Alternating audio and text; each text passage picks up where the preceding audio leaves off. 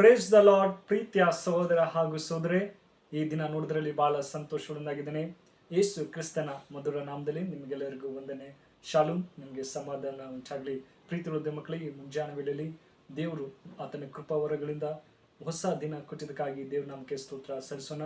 ಪ್ರೀತಿ ಹೃದಯ ಮಕ್ಕಳಿಗೆ ದಿನ ಒಂದು ಒಳ್ಳೆ ವಾಗ್ದಾನ ದೇವರು ಕೊಟ್ಟಿದ್ದಾರೆ. ಏನಂದ್ರೆ, ಅವನು ಆಶೀರ್ವದಿಸುತ್ತಾನೆ, ಏನೋ ನಾವು ಈಗಾಗಲೇ ಹೊಂದಿದ್ದೇವೆ. ಆಮೆನ್. ನೋಡಿ, ದೇವರು ನಮ್ಮನ್ನು ಆಶೀರ್ವದಿಸಿದ್ದಾರೆ ಎಂಬುದಾಗಿ ಹೇಳ್ತಾರೆ. ಹೌದು ಪ್ರೀತಿ ಮಕ್ಕಳೇ, ನಾವು ಯಾವ ರೀತಿಯಲ್ಲಿ ಆಶೀರ್ವಾದ ಹೊಂದುತ್ತೇವೆ ಎಂಬುದು ಬಹಳ ಮುಖ್ಯವಾಗಿದೆ. ಇದಕ್ಕೆ ಆಧಾರವಾಗಿ ಯೋಹಾನ ಬರೆದ ಸುವಾರ್ತೆ 6ನೇ ಅಧ್ಯಾಯ 9ನೇ ವಾಕ್ಯ ನಿಮಗಾಗಿ ಓದ್ತೀನಿ. ದಯಮಾಡಿ ನಿಮ್ಮಲ್ಲಿ ಸತ್ಯವಿದ್ದರೆ ತೆಗೆದು ಧ್ಯಾನಿಸಬೇಕೆಂಬುದಾಗಿ ನಾನು ಕೇಳಿಕೊಳ್ತೇನೆ. ಅಲ್ಲಿ ಹೀಗೆ ಬರೆಯಲ್ಪಟ್ಟಿದೆ. ಏನಂದ್ರೆ ನೋಡಿ, ತಮ್ಮನಾದ ಆಂದ್ರೆಯನು ಆತನಿಗೆ, ಇಲ್ಲಿರುವ ಒಬ್ಬ ಹುಡುಗನ ಬಳಿಯಲ್ಲಿ 5 ಜೇವೆ ಗೋಧಿಯ ರೊಟ್ಟಿಗಳು 2 ಮೀನುಗಳು ಅವೆ. ಆಮೀನ್, ಹಲ್ಲೆಲೂಯಾ. ನೋಡಿ, ಯೇಸು ಸ್ವಾಮಿ 5,000 ಜನರಿಗೆ ಆಶ್ಚರ್ಯವಾಗಿ ಅದ್ಭುತ ಮಾಡ್ತಾನೆ. ಪ್ರೀತಿದ ಮಕ್ಕಳೇ, ಅಲ್ಲಿ ಪಸ್ಕ ಹಬ್ಬ ಅಂತ ಇರುತ್ತೆ. ಆ ಊರಲ್ಲಿ ಪಸ್ಕ ಹಬ್ಬ ಮುಂಚೆ ದೇವರು ಎಲ್ಲ ಜನರು ಬರ್ತಾ ಇದ್ರು. ಎಲ್ಲ ಜನ ದೇವ್ರ ವಾಕ್ಯ ಕೇಳಕ್ಕೆ, ಆತನ ಉಪದೇಶ ಕೇಳಕ್ಕೆ ಬೆಟ್ಟದ ಮೇಲೆ ಹೋಗ್ತಾ ಇದ್ರು. ಅಲ್ಲಿ ಶಿಷ್ಯರು ಇರ್ತಾರೆ. ಎಲ್ಲ ಶಿಷ್ಯರು ಇರುವಾಗ ಫಿಲಿಪ್ಪಿ ಶಿಷ್ಯರು ಹೇಳ್ತಾರೆ, ಅಯ್ಯೋ ದೇವ್ರೆ, ಇಷ್ಟು ಜನ ಬರ್ತಾರೆ, ನೀವು ಹೇಗೆ ಊಟ ಕೊಡ್ತೀರಾ? ಇವ್ರು ಎಲ್ಲಿಂದ ಊಟ ತರೋದು ಇಷ್ಟು ಜನಕ್ಕೆ ಎಂಬುದಾಗಿ ಆತ ಗಲಿಬಿಲಿದ.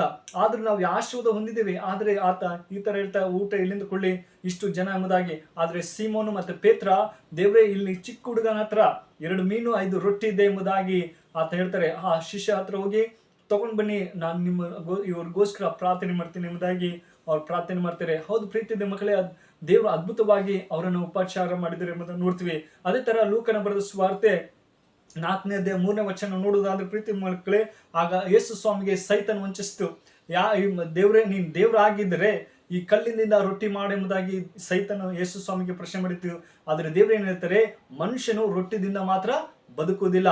ಯಾರು ದೇವ್ರ ವಾಕ್ಯನ ಓದ್ತಾರೋ ಅವ್ರ ವಾಕ್ಯದಿಂದ ಬದುಕ್ತಾರೆ ಎಂಬುದಾಗಿ ಸೈತನ್ಗೆ ಇದು ಕೊಡ್ತಾರೆ. ಹೌದು ಪ್ರೀತಿ ಮಕ್ಕಳಿಗೆ, ನಾವು ರೊಟ್ಟಿದಿಂದ ಮಾತ್ರ ಬದುಕದೆ ನಮ್ಮ ಜೀವಿತದಲ್ಲಿ ನಮ್ಮ ಆತ್ಮಿಕವಾಗಿ ನಾವು ಪ್ರತಿದಿನ ದೇವ್ರ ವಾಕ್ಯ ಓದಬೇಕು. ಪ್ರತಿದಿನ ದೇವ್ರ ವಾಕ್ಯ ಓದುವಾಗ ನಮಗೆ ಬಲ ಸಿಗುತ್ತೆ, ನಮಗೆ ಆಶೀರ್ವಾದ ಸಿಗುತ್ತೆ. ನಮಗೆ ಬೇಕಂತೆಲ್ಲ ಸಹಾಯ ಮಾಡುವಂತ ಸರ್ವಶಕ್ತರಾಗಿದೆ. ಹೌದು ಪ್ರೀತಿ ಮಕ್ಕಳೇ, ಲೌಕಿಕವಾಗಿ ನೋಡೋದಾದ್ರೆ ನಮಗೆ ರೊಟ್ಟಿ ಬೇಕಾಗುತ್ತೆ, ಆದ್ರೆ ಆತ್ಮಿಕವಾಗಿ ಬೆಳಿಬೇಕಾದ್ರೆ ನಮಗೆ ವಾಕ್ಯಗಳು ಮುಖ್ಯವಾಗಿದೆ ಅಂತ ಹೇಳ್ತಾರೆ. ಹೌದು ಪ್ರೀತಿ ಮಕ್ಕಳೇ, ನಮ್ಮ ಜೀವಿತದಲ್ಲಿ ಯಾವ ರೀತಿಯಲ್ಲಿ ನಾವು ಆಶೀರ್ವಾದ ಹೊಂದುತ್ತೇವೆ ಎಂಬುದು ಬಹಳ ಮುಖ್ಯವಾಗಿದೆ. ಅದೇ ತರ ನೋಡೋದಾದ್ರೆ ಪ್ರೀತಿಯ ಮಕ್ಕಳೇ, 6ನೇ ಕಾಂಡ 11ನೇ ಅಧ್ಯಾಯ 21ನೇ ವಚನ ಹೇಳ್ತದೆ, ಅದಕ್ಕೆ ಮೋಶೆ, ನನ್ನ ಸಂಗಡ ಇರುವ ಜನರು 6 ಲಕ್ಷ ಕಾಲಾಗುಗಳು ಆದಾಗಳು ನೀನಿರುವ ಪೂರ 1 ತಿಂಗಳು ತಿನ್ನುವಷ್ಟು ಮಾಂಸವನ್ನು ಕೊಡುತ್ತೇನೆ.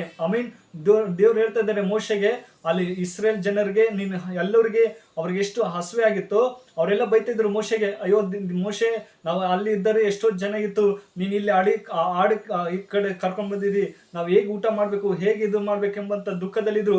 ಆದ್ರೆ ದೇವ್ರು ಹೇಳ್ತಾರೆ, ಅವ್ರಿಗೆ ಊಟ ಕೊಡು. 6 ಲಕ್ಷ ಜನರಿಗೆ ಹೇಗಪ್ಪ ಕೊಡ್ಲಿ ಎಂಬಂತ ಭಯ ಇರ್ಬೋದು, ಆದ್ರೆ ದೇವ್ರು ಮಾಂಸನೇ ಒದಗಿಸ್ಕೊಟ್ರು ಎಂಬುದಾಗಿ ಹೇಳ್ತಾರೆ. ಹೌದು ಪ್ರೀತಿ ದೇವ್ ಮಕ್ಕಳೇ, ನಮ್ಗೇನೇ ಸಮಸ್ಯೆ ಇದ್ರು, ನಾವು ಯಾವುದೇ ಪರಿಸ್ಥಿತಿಯಲ್ಲಿ ಇದ್ರು, ದೇವ್ರು ನಮ್ಮನ್ನು ಹೇಳ್ತಾರೆ, ಮಗನೇ ಮಗಳೇ, ನಾನು ನಿನ್ನ ಸಂಗಡ ಇದ್ದೆ, ನಾನು ನಿಮ್ಮನ್ನು ಆಶೀರ್ವದಿಸ್ತೇನೆ, ನಾನು ನಿಮ್ಮನ್ನು ಒದಗಿಸಿಕೊಡ್ತೇನೆ ಎಂಬುದಾಗಿ ಹೇಳ್ತಾ ಇದ್ದಾರೆ. ಹೌದು ಪ್ರೀತಿ ದೇವ್ ಮಕ್ಕಳೇ, ಈ ದಿನಗಳಲ್ಲಿ ದೇವರು ಅದ್ಭುತವಾಗಿ ನಿಮ್ಮನ್ನು ಆಶೀರ್ವದಿಸ್ತಾನೆ, ನಿಮಗೆ ಬೇಕಂತೆಲ್ಲ ಸಹಾಯ ಮಾಡುವಂತಹ ಸರ್ವಶಕ್ತರಾಗಿದ್ದಾರೆ. ಅದೇ ತರ ಮತ್ತೆ ಬರೆದ ಸುವಾರ್ತೆ 15ನೇ ಅಧ್ಯಾಯ 32ನೇ ವಾಕ್ಯ ಹೇಳ್ತದೆ, ಆಗ ಯೇಸು ತನ್ನ ಶಿಷ್ಯರನ್ನು ಹತ್ತಿರಕ್ಕೆ ಕರೆದು ಅವರಿಗೆ, ಈ ಜನರನ್ನು ನೋಡಿ ಕರೆದಿದ್ದರನ್ನು ಕನಿಕರಪಟ್ಟನು. ಆತನವರು ನನ್ನ ಬಳಿಗೆ ಬಂದು, ಈಗ 3 ದಿನವಾಗಿತ್ತು. ದೇವ್ರು ಹೇಳ್ತಾರೆ, ಅಯ್ಯೋ ಅವ್ರು ನೋಡಿ ಕನಿಕರ ಪಡ್ತಾರೆ, ಅಯ್ಯೋ ಇಷ್ಟು ಜನ ಬಂದಿದ್ದಾರೆ, ಇವ್ರು ಹೇಗಪ್ಪ ಕಳಿಸ್ಲಿ, ಊಟ ಮಾಡಕ್ಕೆ ಏನಾದ್ರು ಕೊಡ್ಬೇಕೆಂಬುದಾಗಿ ಕನಿಕರಪಟ್ಟು ಶಿಷ್ಯರಿಗೆ ಹೇಳ್ತಾರೆ, ನೀನು ಅವ್ರಿಗೆ ಹೋಗಿ ಊಟ ಕೊಡ್ರಿ ಎಂಬುದಾಗಿ.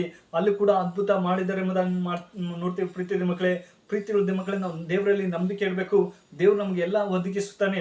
ಆ ಶಿಷ್ಯರಿಗೆ ಹೇಳ್ತಾರೆ, ನೀವು ಒಳ್ಳೆ ಮಾರ್ಗದಲ್ಲಿ ಶಿಷ್ಯರಿಗೆ ಹೇಳ್ತಾರೆ, ನಾವು ಇರೋಲ್ಲಿ ಹೋದ್ರು ಕೂಡ ನೀವು ನಂಬಿಕೆಯಿಂದ ಜೀವಿಸ್ರಿ, ಇನ್ನೊಬ್ಬರಿಗೆ ಒಳ್ಳೆ ಸಹಾಯ ಮಾಡ್ರಿ ಎಂಬುದಾಗಿ.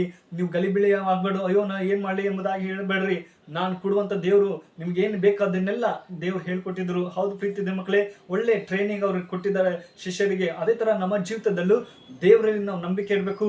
ದೇವರೆಲ್ಲನೂ ಒದಗಿಸ್ಕೊಡ್ತಾನೆ, ನಮಗೆ ಬೇಕಂತೆಲ್ಲ ಸಹಾಯ ಮಾಡ್ತಾನೆ. ಪ್ರೀತಿ ಮಕ್ಕಳೇ, ನಾವು ಯಾವುದಕ್ಕೂ ಭಯಪಡಬಾರ್ದು. ದೇವ್ರು ನಮಗೆ ಸಹಾಯ ಮಾಡುವಂಥ ದೇವರು, ನಮ್ಮನ್ನು ಆಶೀರ್ವದಿಸಿ ಕಾಪಾಡುವಂತಹ ಸರ್ವಶಕ್ತನಾಗಿದ್ದಾನೆ. ನಮ್ಮ ಕುಟುಂಬದಲ್ಲಿ ಪರಿಸ್ಥಿತಿ ಏನೇ ಇರ್ಬೋದು, ಆದರೆ ಅದನ್ನ ನೋಡುವಂತಹ ಸರ್ವಶಕ್ತನಾಗಿದ್ದಾನೆ. ಅಯ್ಯೋ ನನ್ನ ಮಗಳಿಗೆ ಇದು ಬೇಕು, ನನ್ನ ಮಗನಿಗೆ ಇದು ಬೇಕು, ಅವ್ರಿಗೆ ಕೊಡಬೇಕೆಂಬಂದೇ ಆಸೆ ಆಗಿದೆ. ಹೌದು ಪ್ರೀತಿದೆ ಮಕ್ಕಳೇ, ಈ ವಾಕ್ಯ ನಿಮ್ಮ ಜೀವಿತದಲ್ಲಿ ಆಶೀರ್ವದಿಸಿ ಕಾಪಾಡಿ. May God bless you. ಪ್ರಾರ್ಥನೆ ಮಾಡೋಣ, ಕಣ್ಮುಚ್ಚಿಕೊಳ್ಳಿ, ಪ್ರಾರ್ಥನಿಸೋಣ. ಪರಿಶುದ್ಧನೇ ಪ್ರೀತಿಯುಳ್ಳ ತಂದೆ ದೇವರೇ ಸ್ವಾಮಿ, ಒಳ್ಳೆ ಸಮಯಕ್ಕಾಗಿ ಸ್ತೋತ್ರ. ಪ್ರೀತಿಯುಳ್ಳ ದೇವರೇ, ಕಳೆದ ರಾತ್ರಿಯೆಲ್ಲ ಒಳ್ಳೆ ನಿದ್ರೆ ಕೊಟ್ಟು ಈ ಮುಂಜಾನೆ ವೇಳೆಯಲ್ಲಿ ಅಪ್ಪ ನೀನು ವಾಕ್ಯ ಓದುವಂತೆ ಪ್ರಾರ್ಥನೆ ಮಾಡುವಂತೆ ಅವಕಾಶ ಕೊಟ್ಟಿದ್ದಕ್ಕಾಗಿ ಸ್ತೋತ್ರ. ಪ್ರೀತಿಯುಳ್ಳ ದೇವರೇ, ಈ ಮುಂಜಾನೆ ವೇಳೆ ಈ ವಿಡಿಯೋ ಯಾರು ನೋಡ್ತಾರೋ ಮಕ್ಕಳನ್ನು ಆಶೀರ್ವದಿಸು ಅಪ್ಪ. ನೀನು 5,000 ಜನರನ್ನ ಯಾವ ರೀತಿಯಲ್ಲಿ ಅದ್ಭುತವಾಗಿ ಆಶೀರ್ವದಿಸಿದೋ ಅದೇ ತರ ಈ ಮಕ್ಕಳು ಕೂಡ ಆಶೀರ್ವದಿಸಿ ಕಾಪಾಡು.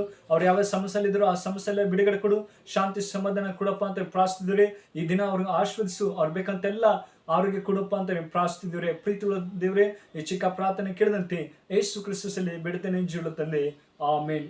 May God bless you.